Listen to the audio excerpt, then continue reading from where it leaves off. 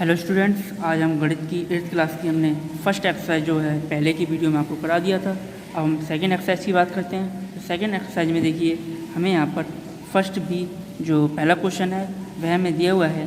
स्तंभ विधि द्वारा निम्नलिखित संख्याओं के वर्ग ज्ञात कीजिए। प्रचलित विधि द्वारा वर्ग प्राप्त कर परिणाम का सत्यापन कीजिए। तो हमें स्तंभ विधि जो होती है उसके द्वारा यहाँ पर पहला क्वेश्चन 34 का वर्ग ज्ञात करना है। देखिए यहाँ पर स्तंभ विधि क्या होती है, हमें 34 का यहाँ पर वर्ग ज्ञात करना है। तो हम यहाँ पर जो 3 लिखा हुआ है वह हमारा ए हो जाता है और जो 4 लिखा हुआ है उसे हम बी मानते हैं। ये फॉर्मूला आप जानते ही होंगे, ए प्लस बी का स्क्वायर ए स्क्वायर प्लस 2ab और प्लस बी स्क्वायर होता है। अगर हम प्लस की जगह यहाँ पर कॉलम खड़े कर दें तो ए एक कॉलम में आ जाएगा फर्स्ट कॉलम में, 2ab ये सेकंड कॉलम में आएगा और बी स्क्वायर यहाँ पर थर्ड कॉलम में आएगा। अब यहाँ पर हम ए की जगह हमने 3 लिया हुआ है, तीन क्वेश्चन में दिया हुआ है तो ए का 3 का स्क्वायर कर देंगे और 2ab लिखा हुआ है यहाँ पर 2 लिखेंगे और 3 ए की जगह 3 लिख लेंगे और बी की जगह 4 लिख देंगे और आपस में गुणा का निशान लगा देंगे। यहाँ पर बी स्क्वायर लिखा हुआ है, यहाँ 4 स्क्वायर हो जाएगा। अगर हम इनका मान निकालें तो 4 स्क्वायर जो है 16 आता है और 2 गुणा 3 गुणा 4 जो है हमारा 24 आएगा और 3 का स्क्वायर हमारा 9 आएगा।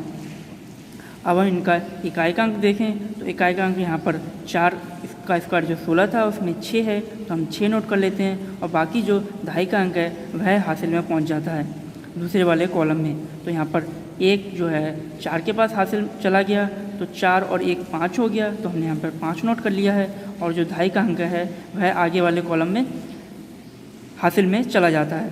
तो 2 9 के पास चला गया तो 2 और 9 11 हो गया तो हमने 11 नोट कर लिया है। अतः हमारा 34 का जो वर्ग होगा वो हम इस क्रम से लिखेंगे, पहले 6 लिखेंगे फिर 5 लिखेंगे फिर ये 11 लिखेंगे तो 1156 ये हमारा 34 का स्क्वायर हो गया और ये हमारी स्तंभ विधि है। अब इसी के जरिए आपको ये फर्स्ट क्वेश्चन मैंने आपको समझा दिया है। सेकंड और थर्ड और फोर्थ जिस प्रकार फर्स्ट क्वेश्चन हुआ है उसी प्रकार आपको करने हैं होमवर्क से। अब बात करते हैं सेकंड क्वेश्चन की। तो सेकंड क्वेश्चन में हमें दिया हुआ है कि विकर्ण विधि द्वारा निम्नलिखित संख्याओं के वर्ग ज्ञात कीजिए। तो चलिए समझते हैं विकर्ण विधि क्या है। यहाँ पर हमारे पास पहला क्वेश्चन है 745। तो 745 को हल करने के लिए सबसे पहले हम 7 4 5 ये जो 3 अंक हैं तो 3 ही कॉलम और 3 ही रो बनाते हैं। तो हमने फर्स्ट कॉलम सेकंड कॉलम और थर्ड कॉलम बनाया हुआ है। इसी प्रकार फर्स्ट रो सेकंड रो और थर्ड रो बनाई हुई है। तो यहाँ पर हमने पहले वाले बॉक्स में 7 लिखा हुआ है, फिर दूसरे वाले बॉक्स में 4 लिखा हुआ है और तीसरे वाले बॉक्स में 5 लिखा हुआ है। इसी प्रकार अगर हम नीचे देखें तो पहले में बॉक्स में 7 लिखा हुआ है, दूसरे में 4 लिखा हुआ है, फिर 5 लिखा हुआ है। अब इन्हें हम आपस में विकर्ण के, ये विकर्ण विधि है तो विकर्ण की भांति ये जो बॉक्स हैं इनको काट लेते हैं। तो यहाँ पर हम अब देखिए यहाँ पर हम पहले बॉक्स की बात कर रहे हैं। तो पहले बॉक्स में 7 और 7 दिया हुआ है तो 7 की 7 से गुणा करेंगे तो 49 आएगा, लेकिन 49 में जो इकाई का अंक होता है वह नीचे लिखते हैं और जो दहाई का अंक होता है वह ऊपर लिखते हैं। इसी प्रकार अगर 7 की 4 से गुणा करें तो ये सेकंड बॉक्स है तो 7 चौक 28 होता है तो इकाई का अंक नीचे लिखते हैं और दहाई का अंक ऊपर लिखते हैं। इसी प्रकार 7 की गुणा 5 से करें तो 7 पंजे 35 होता है, इकाई का अंक नीचे लिखते हैं और दहाई का अंक ऊपर लिखते हैं। हमने सारे बॉक्सों में इसी प्रकार संख्याएं फिल कर रखी हैं, आप गुणा करके देख सकते हैं। यहाँ पर देखिए अगर हम इस वाले बॉक्स की बात करें तो 5 की गुणा 7 से हो रही है तो 7 पंजे 35 होता है तो 35 में इकाई का अंक हमने नीचे लिखा हुआ है और दहाई का अंक ऊपर लिखा हुआ है। इसी प्रकार अगर हम इस लास्ट वाले बॉक्स की बात करें तो यहाँ पर 5 लिखा हुआ है और यहाँ भी 5 है तो 5 की गुणा 5 से होती है तो 25 आता है। 25 में इकाई का अंक हमने नीचे लिखा हुआ है और दहाई का अंक ऊपर लिखा हुआ है। ये हमारे पास सभी बॉक्सों में सभी संख्याएं भर जाती हैं। तो हम विकर्ण की तरह यहाँ पर पहले हमारा जो अंक है वह 5 है, ये हम एक लाइन खींचते हैं इस तरीके से विकर्ण में। तो 5 को हम 5 नोट कर लेते हैं। अब हम दूसरे वाले विकर्ण में जाते हैं तो दूसरे विकर्ण में देखिए 0 2 0 आता है। अब इन सबको जोड़ते हैं 0 0 2 0 तो हमारा 2 ही आता है। अब इसी प्रकार इसी प्रकार अगर हम अगले विकर्ण की बात करें तो देखिए हमारा यहाँ पर 5, 2 और 6 और 2 और 5 है, ये हमने यहाँ पर जोड़ के दिखाया हुआ है। 5, 2, 6 और 2 और 5, इसे हम सबको जोड़ते हैं तो हमारे पास 20 आता है।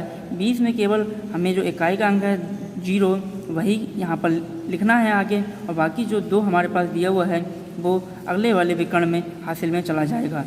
तो यहाँ पर हमने 2 हासिल में कर दिया है। अब हम अगले विकर्ण की बात करते हैं तो अगले विकर्ण में देखिए ये 2 हासिल में जो आया था वह लिखा हुआ है, और 3 और 8 और 1 और 8 और 3, तो हम इन सबको जोड़ेंगे तो हमारे पास ये 2 को भी जोड़ना है हासिल वाले को, तो 25 आता है। 25 में जो केवल 5 है इकाई का अंक वही नोट किया जाएगा, और बाकी जो 2 है वो अगले वाले विकर्ण में हासिल में चला जाएगा। तो हमने फिर अगले विकर्ण में यहाँ पर दिखाया हुआ है ये जो 2 है वह हासिल में आया हुआ अंक है।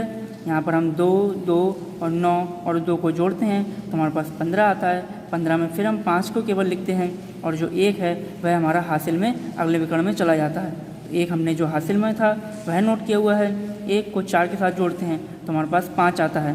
तो अभी हमने जो संख्याएँ ये विकर्ण के द्वारा निकाली थी उनमें केवल इकाई का अंक लेके हम नोट करते हैं। यहाँ पर फर्स्ट विकर्ण में हमारे पास 5 था तो हमने यहाँ पर 5 नोट किया हुआ है। सेकंड वाले में हमारे पास 2 आया था तो 2 नोट किया हुआ है। थर्ड वाले में हमारे पास 20 आया था लेकिन हमने केवल इकाई का अंक लेना है तो यहाँ पर 0 नोट किया हुआ है, और 2 जो है वह हासिल में चला गया था। इसी प्रकार फोर्थ वाले में यहाँ पर 25 आया था, इसमें केवल 5 हमने नोट किया हुआ है, और जो 2 था वह हासिल में चला गया था। फिफ्थ वाले में केवल 5 हम नोट करेंगे और जो 1 है वह हासिल में चला गया है। अब सिक्स्थ वाले में देखिए ये 5 है तो हमारे पास ये 5, 5, 5, 0, 2, 5, ये हमारा 745 का विकर्ण विधि द्वारा वर्ग होता है।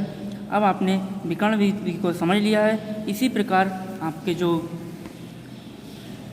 दूसरे के पहला क्वेश्चन मैंने आपको करा दिया है, और सेकंड और थर्ड और फोर्थ क्वेश्चन ये आपको होमवर्क से करने हैं। अब थर्ड क्वेश्चन में की बात करते हैं तो थर्ड क्वेश्चन में हमें दिया हुआ है कि निम्नलिखित संख्याओं के वर्ग ज्ञात कीजिए। तो हमें यहाँ पर ये नहीं दिया हुआ है कि किस विधि से निकालना है, हम डायरेक्ट भी यहाँ पर निकाल सकते हैं, या जो मैंने आपको 2 विधियाँ बताई थी उनके ज़रिए भी आप निकाल सकते हैं। तो देखिए थर्ड क्वेश्चन में हमने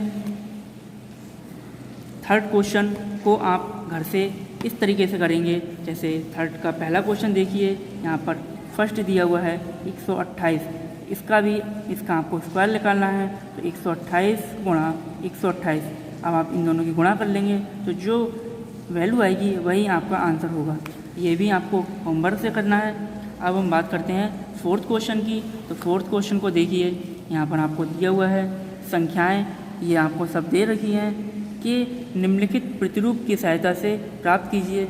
जिस तरीके से ये 25 का स्क्वायर यहाँ पे लिखा हुआ है, 2 गुणा ब्रैकेट 2 + 1 100 लिखा हुआ है और 25 लिखा हुआ है। अगर हम इन्हें जोड़ें तो देखिए 2 और 1 3 होता है, और उसमें 3 की गुणा अगर हम 2 से करते हैं तो 6 आता है, और 6 और 100 लिखा हुआ है तो इसका अर्थ ये है कि यहाँ पर 600 हो जाता है, और प्लस में 25 लिखा हुआ है तो 25 हो जाता है। तो 625 यही हमारा 25 का स्क्वायर का मान है। तो इसी प्रकार जो हमें 35 और 75 और 95 और 105 और 205 दी हुई हैं, ये हमें हल करनी है, जिस क्रम में ये हमें 25 वाली दे रखी थी। तो देखिए इसे कैसे करते हैं।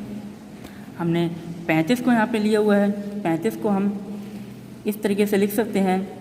पहले तो 35 का स्क्वायर अगर 1225 होता है तो 25 तो हमने प्लस में लिया हुआ है, और बाकी जो चीज़ बच रही है 1200 उसे हमने उसके बाद लिखा हुआ है। तो देखिए यहाँ पर हमने 2 गुणा 5 ब्रैकेट के अंदर 5 + 1 और 100 लिखा हुआ है। अगर हम इसे जोड़ें तो देखिए 2 गुणा 5 और 1 6 होता है, 5 और 1 6 होता है, और 6 की अगर 2 से गुणा करें तो 12 आता है, और यहाँ पर 100 लिखा हुआ है तो 100 का मतलब 0 0 होता है, और यहाँ पर 25 अगर हम इसे जोड़ दें तो हमारे पास 1225 ये आंसर होता है।